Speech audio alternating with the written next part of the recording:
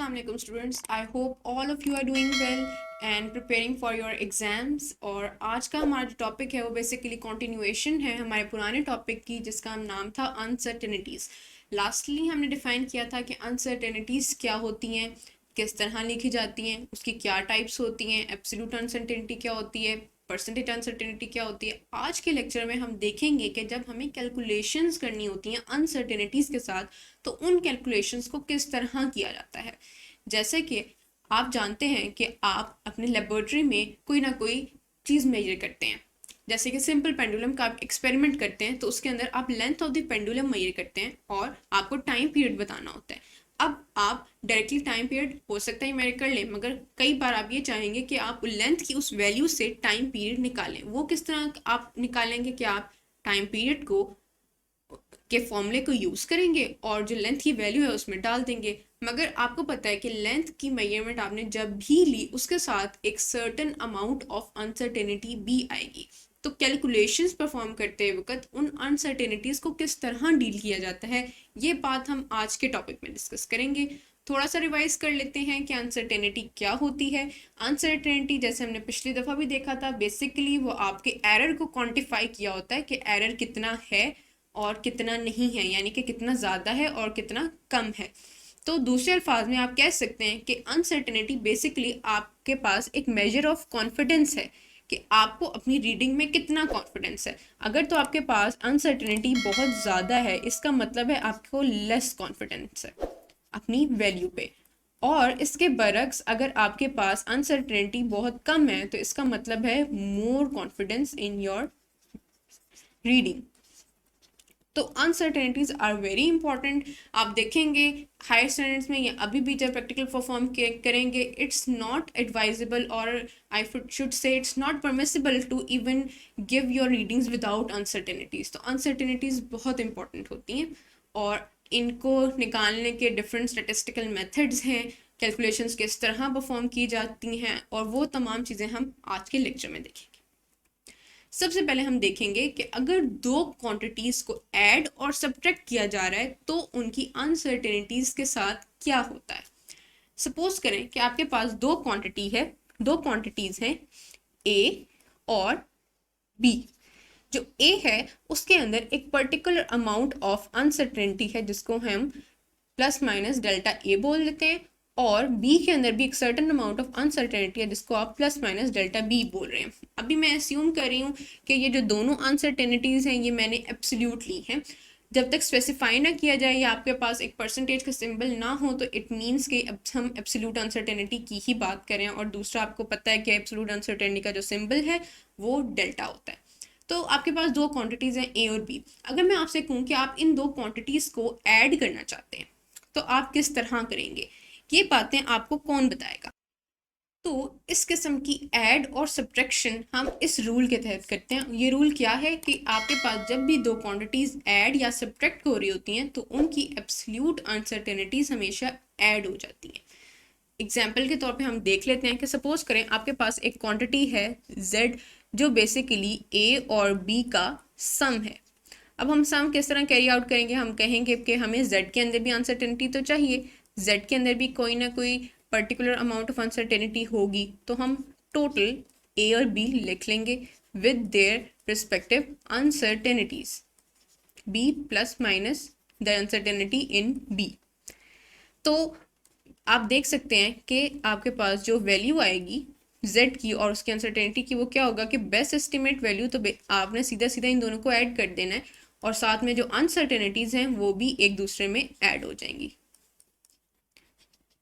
B. तो आपने देखा कि जो uncertainty in the final value है वो बेसिकली दो इनिशियल वैल्यूज की जो एब्सोल्यूट अनसर्टेनिटीज थी उनका प्रोडक्ट होता है, सम होता है। सिमिलरली जब आप डिफरेंस लेते हैं तो यहाँ पे एक कैच है, जब आपने डिफरेंस लेना दो क्वांटिटीज़ का तो फिर जो रिजल्टेंट क्वांटिटी है उसकी अनसर्टेनिटी आप किस तरह डिफाइन करेंगे। हम इसको पूरा लिख लेते हैं, ए with its uncertainty minus be with its respective uncertainty. तो इस केस में जब आप देखेंगे कि z की क्या वैल्यू है तो बेसिकली ए माइनस बी ही होगा जो कि आपको रिक्वायरमेंट है, मगर अनसर्टेनिटीज को आप हमेशा ऐड ही करेंगे, चाहे आप जो बेस्ट एस्टिमेट क्वांटिटीज हैं उनको सब्ट्रैक्ट कर रहे हो, मगर अनसर्टेनिटीज सब्ट्रैक्शन के भी केस में हमेशा ऐड होंगी। ये बात आपने नहीं भूली। बस आपको ये चाहिए कि ऐड हो रहा है या सब्ट्रैक्ट हो रहा है, खामोशी से इन दोनों अनसर्टेनिटीज को ऐड कर दें। जो असल ऑपरेशन है वो आप ए और बी के साथ परफॉर्म करें, एडिशन है तो एडिशन करें, सब्ट्रैक्शन है तो सब्ट्रैक्शन करें, मगर ये हमेशा याद रखें कि सब्ट्रैक्शन हो या एडिशन हो, एब्सोल्यूट अनसर्टेनिटीज हमेशा ऐड होंगी। तो हमने इस स्लाइड में ये देखा कि जब आप दो क्वांटिटीज को या दो से ज़्यादा क्वांटिटीज को भी ऐड करें या सब्ट्रैक्ट करें तो एब्सोल्यूट अनसर्टेनिटीज हमेशा ऐड हो जाती हैं।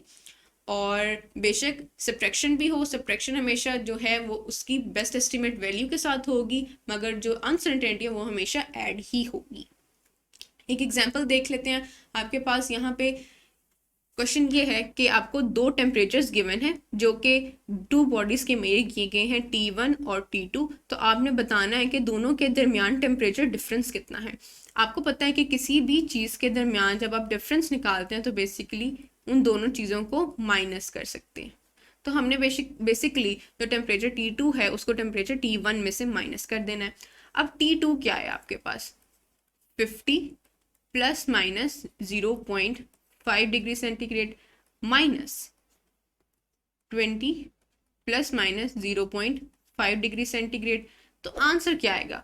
आंसर सेम उसी लाइंस पे कि आप जो बेस्ट एस्टिमेट वैल्यू है उसके साथ वो ऑपरेशन परफॉर्म करेंगे जो करना है, यानी कि सब्ट्रैक्शन का।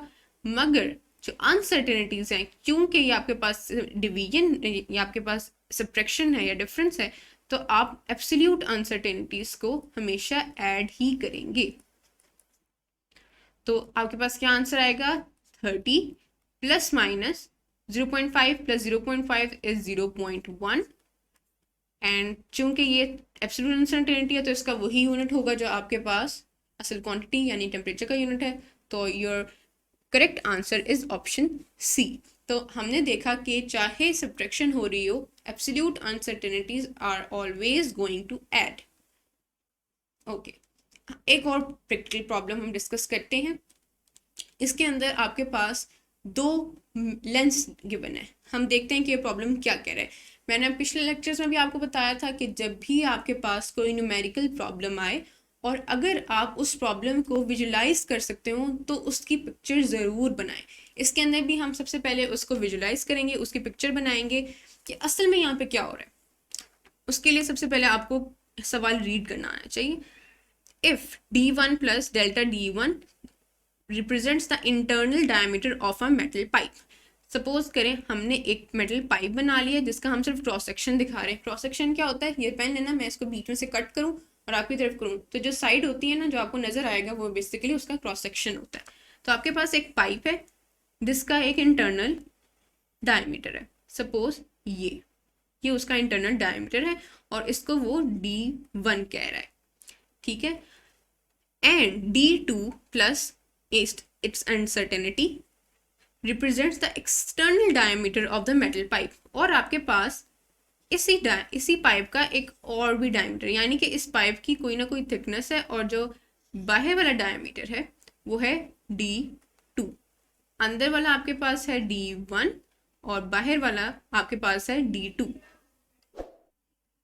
तो आपको वो बता रहे हैं कि पूछ रहे हैं then find the thickness of the metal part of the pipe including uncertainty net। तो बेसिकली आपने बताना है कि जो पाइप है वो कितना थिक है, ये जो थिकनेस है पाइप की ये कितनी है।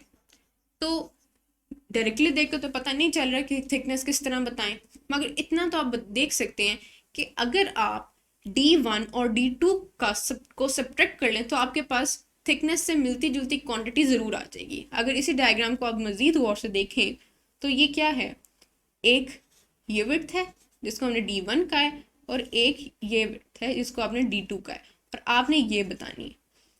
अगर आप D2 को माइनस कर लें D1 में से तो आपके पास दो विड्थ्स आ जाएंगी, एक ये वाली और एक ये वाली, ठीक है। तो हम सबसे पहले ये क्वांटिटी देखते हैं।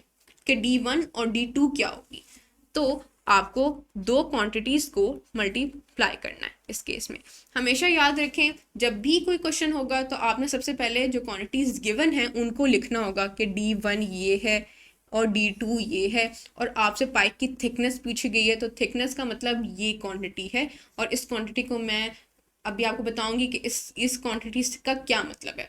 फिलहाल हम ये देखते हैं कि D2 और D1 का माइनस करें तो क्या आंसर आएगा आपके पास। D2 क्या है, 102.79 plus 0.05 minus D1 101.41 plus minus 0.05। तो इन दोनों को आप जब सब्ट्रैक्ट करेंगे तो आपके पास क्या आंसर आएगा, 102.79 माइनस 101.41 प्लस माइनस, मगर देखें दो क्वांटिटीज बेशक सब्ट्रैक्ट हो रही हैं मगर उनकी एब्सोल्यूट अनसर्टेनिटीज हमेशा ऐड ही होंगी। तो इतनी प्रैक्टिस के बाद आई डोंट एक्सपेक्ट कि आप ये बात भूलें कि कभी आपने इनको माइनस नहीं कर देना अनसर्टेनिटीज को।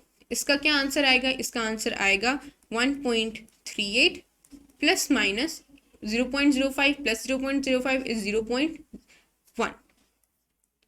यूनिट्स क्या है, मिलीमीटर। तो आपके पास ये क्वांटिटी आ गई, बेसिकली आपके पास एक ये क्वांटिटी आ गई है और इन दोनों का सम आ गया। मगर आपको क्या चाहिए, आपको तो थिकनेस चाहिए। अब इसके ऊपर अप्लाई करने की कोशिश करें। आपने अभी ये विड्थ फाइंड की है और ये विड्थ फाइंड की है, मगर आपको तो इनमें से कोई एक चाहिए। तो आप ये जो आपने क्वांटिटी निकाली है इसका डबल आपने बेसिकली थिकनेस का डबल निकाल लिया है, दोनों तरफ से थिकनेस कैलकुलेट कर लिया आपने। गौर करें, ये पाइप है, देखें ये पाइप है, ये जो शेडेड रीजन है ना, ये पाइप है आपके पास। तो आपने क्या किया, आपने इस तरफ से भी थिकनेस निकाली और इस तरफ से भी थिकनेस निकाल ली, मगर आपको सिर्फ एक दफ़ा थिकनेस बतानी है, थिकनेस को ऐड नहीं करना। तो basically D1 minus D2 minus D1 को जब आप डिवाइड कर देंगे 2 से तो आपको थिकनेस मिल जाएगी, D2 minus D1 over 2 which is equal to 1.38 over 2 plus minus 0.1 over 2 millimetre, 0.69 plus minus 0.05 millimetre. ये क्वांटिटी आपको निकालनी थी, मगर इस थिकनेस को हम रेडियस से भी मिला सकते हैं। बेसिकली आपसे वो एक किस्म की थिकनेस में से रेडियस पूछ रहे हैं। इस क्वेश्चन को एक और तरीका भी था कि आप पहले दोनों डायमीटर्स का रेडियस निकालते और रेडियस को आपस में सब्ट्रैक्ट कर देते, तो आपको ये डिवाइड बाय 2 नहीं करना पड़ना था। मगर अगर आप डायमीटर्स देखेंगे तो डायमीटर्स को आपने एंड में 2 से डिवाइड करना है, तो फिर आप बता सकते हैं कि कितनी थिकनेस है आपके पास पाइप की। तो होप सो अब आपको समझ आ गया होगा कि किस तरह हमने सम और डिफरेंस के केस में अनसर्टेनिटीज़ को हैंडल करना है, एब्सोल्यूट अनसर्टेनिटीज़ को किस तरह ऐड करना है, हमेशा ऐड करना है, बेशक आपके पास सब्ट्रैक्शन ही क्यों ना हो। मज़ीद इस तरह की प्रॉब्लम्स आप सॉल्व करें, और कोई क्वेश्चन हो, कोई मसला मसाइल हो तो मुझे ज़रूर बताएं। मैं कोशिश करूँगी आपके तमाम सवालों के जवाब दे सकूँ। और हैव अ गुड डे। अल्लाह हाफिज़।